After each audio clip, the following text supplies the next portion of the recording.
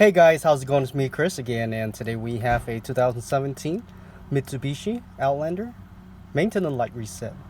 We are going to use this info button right here, focus, the info. There is another model that has the button right here, but for this particular car, the info button is right here. Okay, but it's the same. Either one will work the same.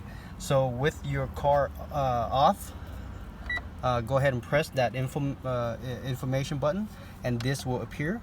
And then when this appears, go ahead and press and hold until the wrench flashes. Now let go and press it again once, and there it is, guys.